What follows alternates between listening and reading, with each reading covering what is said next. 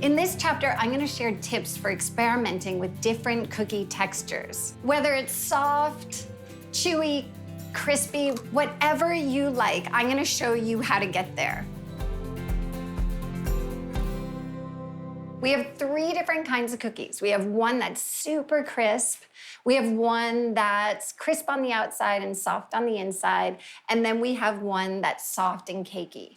Although I've tweaked the ingredient ratios to achieve different textures, each one has the same amount of chocolate. You can play with what kind of chocolate, but I like a really nice bitter-sweet chocolate so that I get the contrast of the sweet dough with that bitter chocolate. Let's start with the crisp one.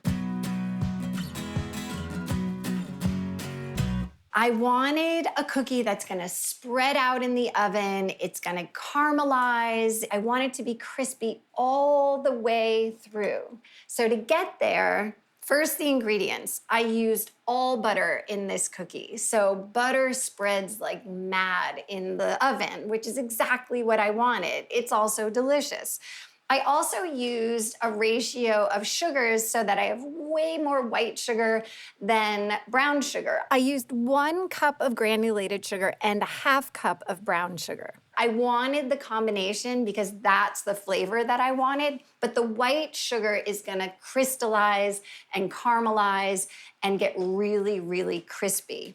Then I used a combination of flours. So I didn't just want to use all-purpose flour because then my cookie might be tough.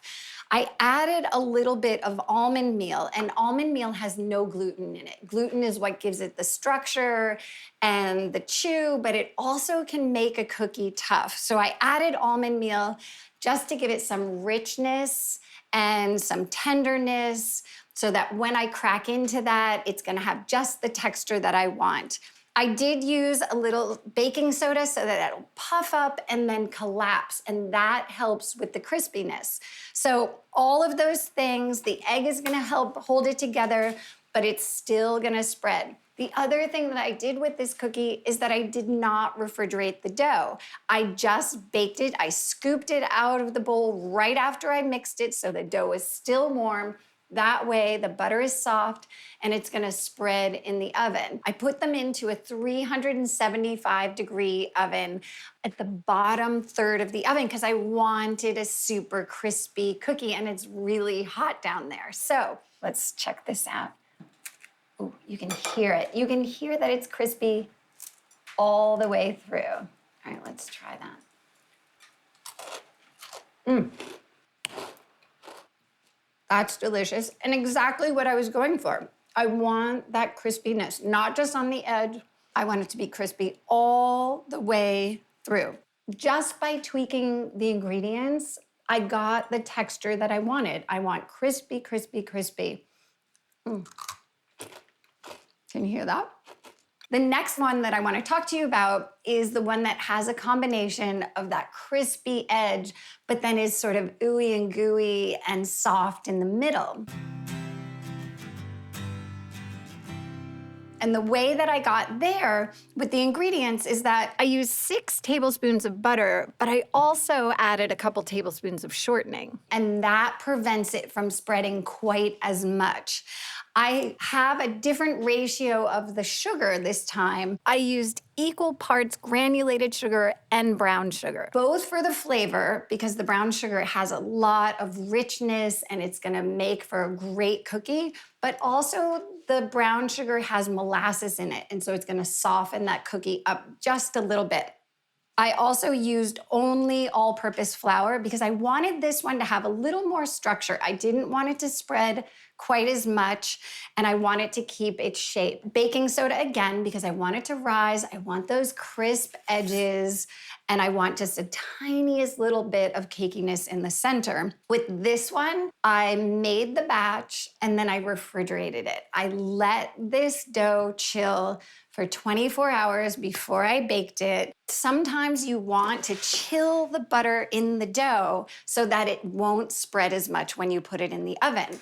I put them into a 375-degree oven in the middle of the oven. It's a nice medium heat there. So they'll spread a little bit, they'll get crispy on the edges, but I'll still have that soft center. So let's break into that one.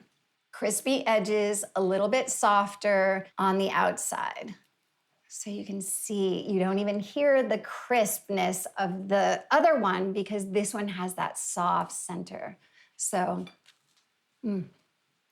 nice and soft on the inside, that like caramelized edge with that ooey gooey center. That for me, folks, that's my perfect cookie. And I know I have to move on, but I might need another minute with this one. For me, I love that cookie. But my eldest son, he likes a super soft cookie. So I'm gonna show you how to get to that.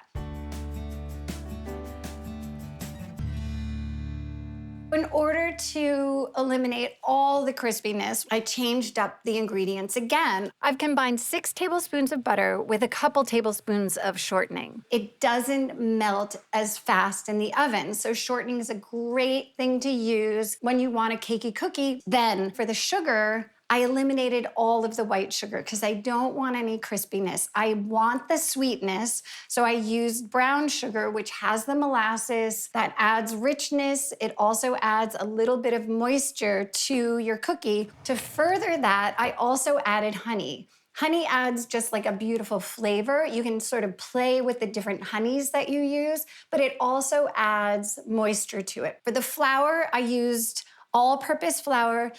To that, I added baking soda and baking powder because I wanted these to puff up. I wanted them to be cakey. I also used 1 egg because that's protein and that's gonna prevent it from spreading, and 1 yolk because I wanted, again, the additional fat because that's gonna help this cookie stay soft. The last thing is I added a little bit of sour cream. I think the sour cream is great because it adds the moisture, but it also adds a balance of flavor. You have that little note of sour with all of that sweet from the cookie base. Again, I refrigerated the dough, but this time I went into a 350-degree oven right in the middle, so I have that like perfect sweet spot between the hot top and bottom. So let's break into it and see what we've got. There's gonna be no cracking at all. This one's gonna just be soft. See, soft and gooey and cakey with none of the crispness from the others. Well, that's delicious too. I don't know, they're all good.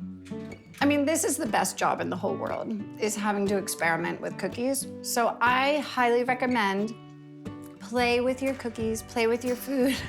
Apply these same principles to experiment with the texture of any type of cookie. In this chapter, we learned through changing your ingredients, through changing the way that you either chill or don't chill the dough, it all changes the outcome. So you can get crispy, you can get soft, or you can get a combination. Play with your food, experiment. I can't wait to see the cookie that you come up with. What's your favorite? And thanks for joining me. Enjoy.